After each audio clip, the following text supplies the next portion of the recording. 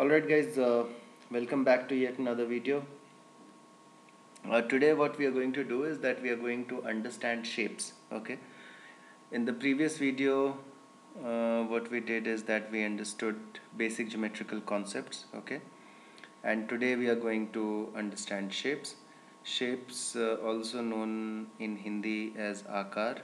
So if you are a Hindi medium student, that is what shapes will mean.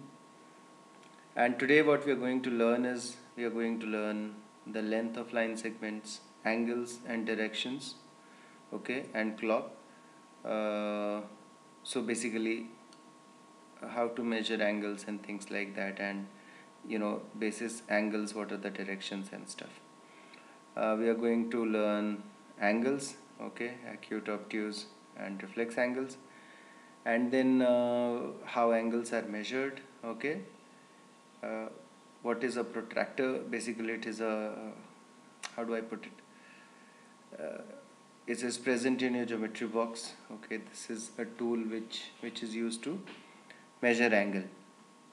And then we will learn about perpendicular and perpendicular bisector. So very simple today. First thing is, what is the length of line segments? So for example, last we discussed that line segment has a finite length, and between 2 points we have to figure out what is the length of the line segment. Yeah? It's a straight line, right? It's not curve. So line segment basically is the shortest distance between 2 points, and if you have to measure the length of a line segment, there is a very simple way of measuring it. If this is the line segment and you will have a scale or a ruler, just put your scale or ruler starting from the first point on the scale, and then just coincide it with this one and see what is the length of the line segment. That is one way. Now the problem here is that sometimes if your eyes are not directly above the ruler, there will be a error. Okay, you might just misread the length of the line segment. So the best way of doing figuring out the length of a line segment is to take this divider in your geometry box.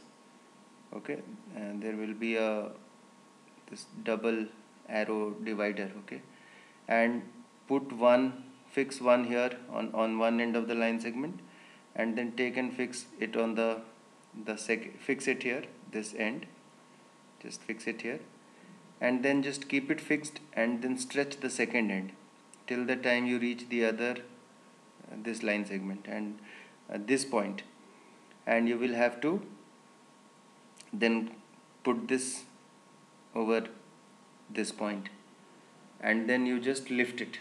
Okay, and then on the scale you start from the starting point, put one end there, and then just simply land the other end wherever on the scale it will land. That will be the length of the line segment. That's the best way, most accurate way of finding out what is the length of a line segment. Simple. Well, okay, angles and directions and clocks. So see, generally what happens is that on a piece of paper, this is north, okay, this is south, this is east, and this is west.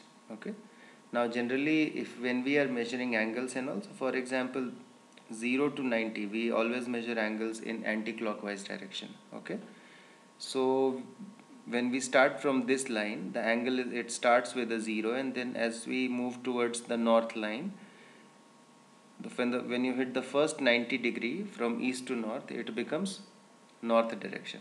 Then next 90 it comes to west direction. Then next 90 it becomes south, and then next 90 it goes east again. So that is the sort of correlation between angles and directions. Okay, so sometimes questions might be asked that you walk for 20, you are on a point, you walk for 20 meters east, so you walk in this direction, okay, 20 meter east, and then you walk let's say 10 meter north, so this is 10 meter north. Then they will say, okay, now you will walk 20 meter south, so from here you will walk down 20 meters south. So that is the relation between directions, etc. And sometimes there also will be angle involvement, saying that you're walking 30 degree of east. So 30 degree of east, basically this is east. So, and if this is 30 degree of east, then this will be 60 degree from north. Okay, that's the way. So, and it will be known as 30 degree from east. That's how we measure. If we reach here, let's say this angle is 75 degrees, we will call it 75 degrees of east. Similarly, likewise. So that is the relationship between angles and directions. Okay, now we will talk about clock. So clock also, see, if you look at a clock, basically it is a circle and then there is a center and then there are 2-3 different hands of the clock which keep moving. Just a second. This is the worst clock that I could have drawn.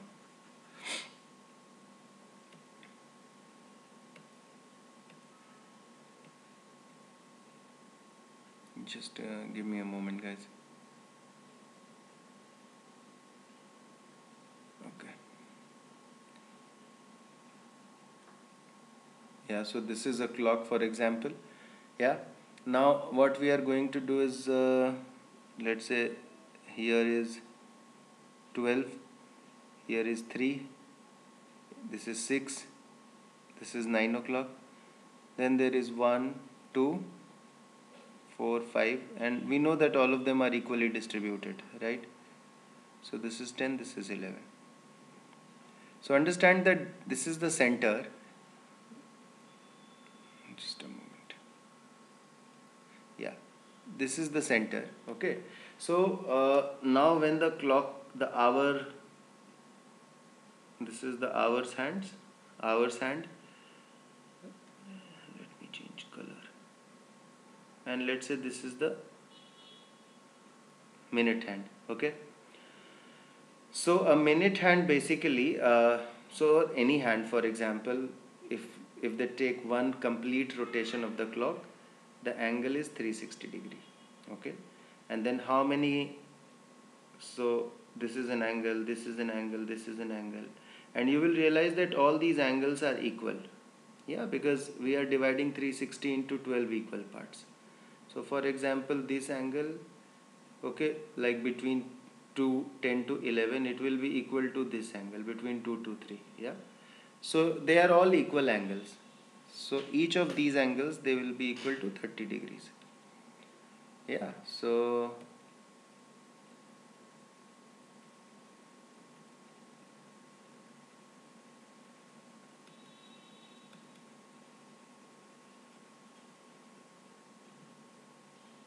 they are all equal to 30 degrees.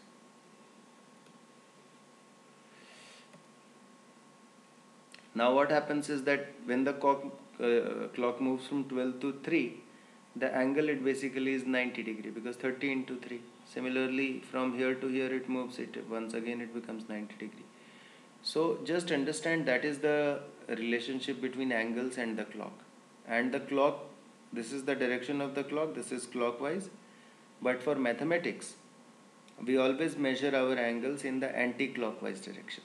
Yeah, so if you remember in the previous one, we had started from this line and we moved towards this to measure the angle. It is 90, then it is 180, then it is 270, and then again it is 360 degrees. So that is the play on the clock. The only thing is that for minutes hand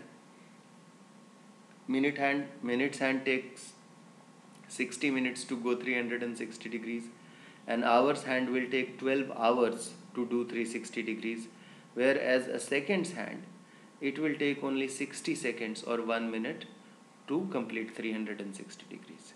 So that is something that from a concept clarity point of view, one should know. Okay, angles, I think we have in my previous one also we had discussed this, but no problem, we will discuss it again. See, if the size of the angle is anywhere between 0 to 90 degree, okay, then it is acute angle. Very simple. So this is an acute angle. Yeah, and you can just visualize, because see, this is a 90 degree, okay, this is 90 degree, so anything which is less than that, they all will be acute angles. Yeah, 90 to 180, so not 180, like a little less than 180 and more than 90 degree, that will be obtuse angle. So for example, this is 90, this is 180. All the angles that will start from here, here, they will all be one obtuse angles. Simple. And then there is reflex angle. So when you go up to 270, all the angles starting from here till here. Okay.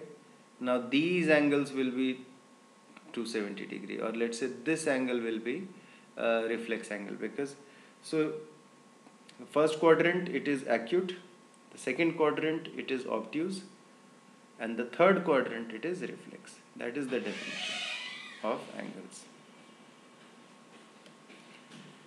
Now let's talk about measurement of angles, which is circles and clocks. So let's okay. So this is a circle. I have already told you that this is a circle, and for example, if this is how it is, if I divide it into 4 perpendicular parts like this, then each of these angles will be 90 degree each, 90 degree each, 90 degree each, 90 degree each. When you look at a circle, okay, and when we see that inside a circle, if there is a sector, okay, this is called a sector. Now this forms an angle. This is also an angle from within the circle. When there is a diameter in the circle, right, the same sector, when it is basically, it comes here, and this radius, it comes here, it is a diameter, then it becomes 180 degree. When this radius folds till here, it becomes 90 degree. So it is like that. So that is the measurement of angles in a circle.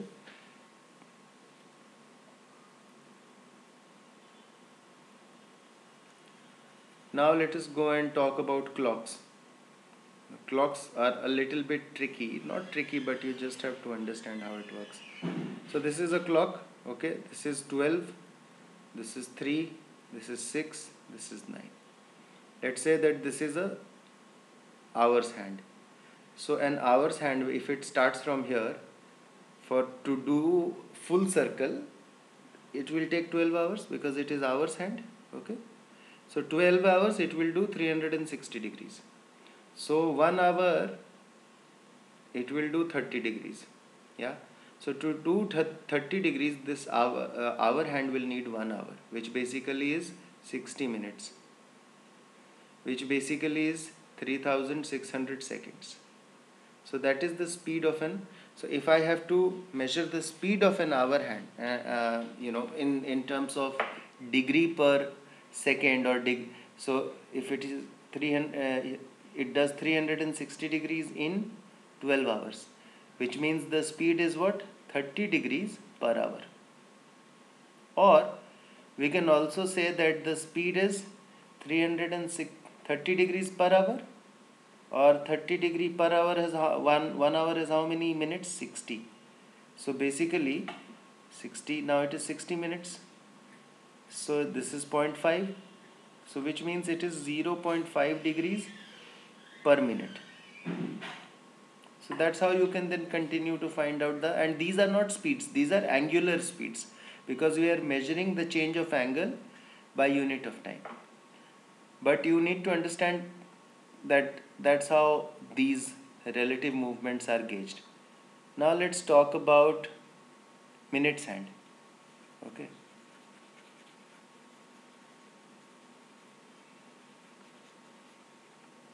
Let's talk about minutes hand. So let's say now this is a minute hand. A minute hand will do this full circle in 60 minutes, which is 1 hour. So the speed of the minute hand will be what? If in terms of hours, it will be 360 degrees per hour. And in terms of minute, it will be 360. Now 1 hour has 60 minutes, therefore 6 degrees per minute. Whereas the minutes hand, the hours hand, its speed was 30 degrees per hour, which means that the minute's hand is 12 times faster than the hour's hand. As simple as that. And then similarly, what I leave you to do is that figure it out the speed of the second's hand. And obviously second's hand will be much faster because it does 360 degrees of rotation in 60 seconds or 1 minute. So its speed is 360 degrees per minute. Whereas for the minute's hand, it was 360 degrees per hour. Yeah, which means 6 degrees per minute. So you can see the speed of a minute hand is 6 degrees per minute. The speed of an second's hand is 360 degree per minute. Whereas the speed of an hour's hand is 0.5 degrees or even less than that actually. This will be in per second. So this divided by another 60, those many degrees per minute.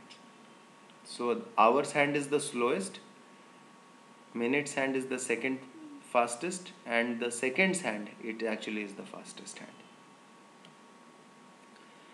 Okay, protractor and perpendicular bisector. So basically protractor is nothing but you see this half moon sort of this thing, and then you will see that all these angles are marked here. Okay, so basically it is very simple. If you have to measure any angle, okay, what you will do is that this center you should mark out this center. Yeah, you should mark out this center like this. You should mark this out, like not like this. It is only for the purpose of showing you that I am marking it big. And then you should lift the protractor and you should coincide this point with this point, and this line should coincide with the baseline. Okay, so let's say this is your protractor. Okay, then you have done this, and then you will, whatever marking is here, from this will be 0 and you will read this number, and that will be the angle of the number. So that's how you use a protractor.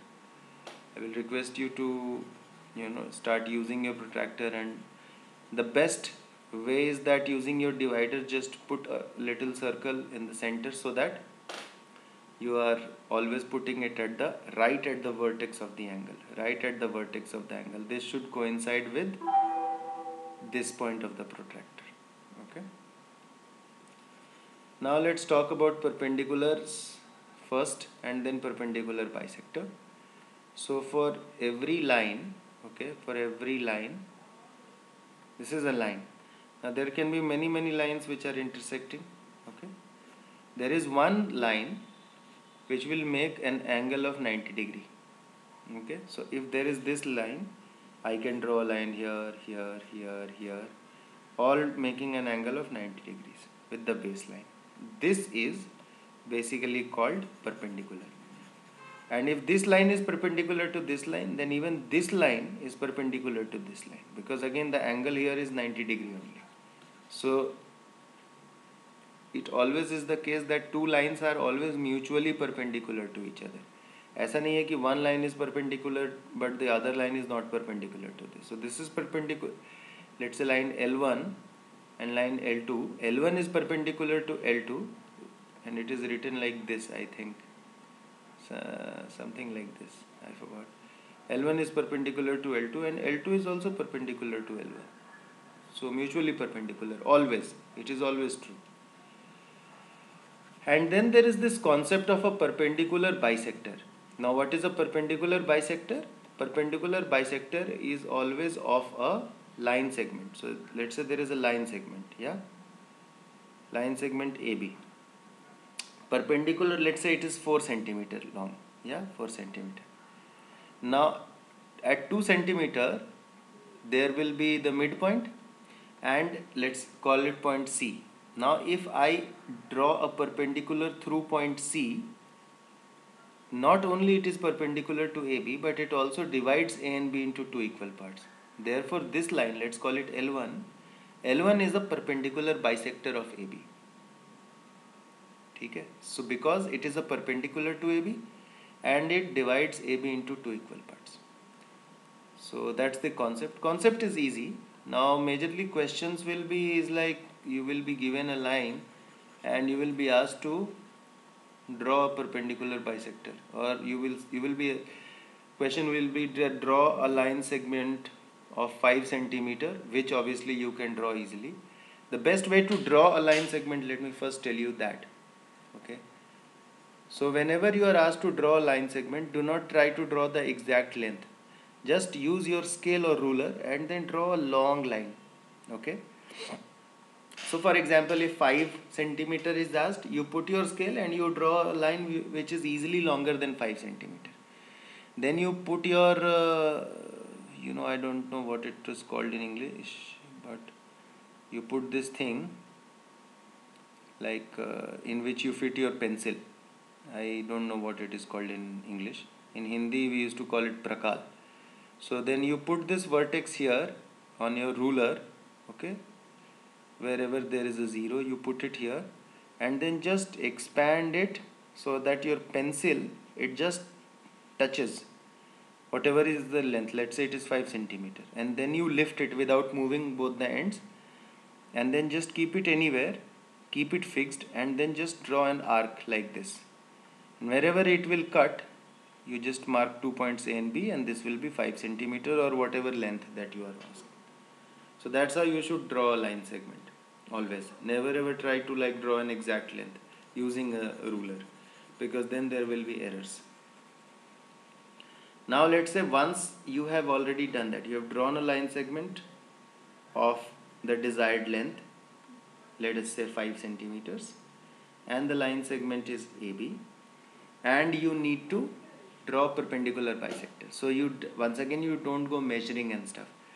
You put your prakal and pencil, and the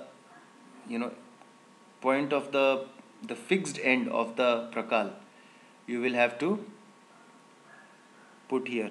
Okay, and then by guesstimate just expand it to any length which is you feel that is more than half of it. Okay, just expand it to any length, and then just draw an arc like this, something like this. Okay, something like this, and then extend it below also, something like this. Then you lift it, and then you put the fixed end here without changing the length of the arc, and then again you swipe it like this and swipe it like this. So you will see that this arc is then intersected here and then intersected here. Okay, intersected here and then intersected here, and then use a scale so that the scale is aligned to this line and this line, and then just draw some dash dotted lines like this using a scale. So just keep your scale adjacent to both the points, and wherever it will strike it, let's say point C, so then this line becomes a perpendicular bisector. That is the method of drawing perpendicular bisectors. Okay, so just practice it, because these are all to be practiced using a geometry box and all. Yeah, so practice it. So that should be the end of my video for this one, and I hope that you enjoyed it.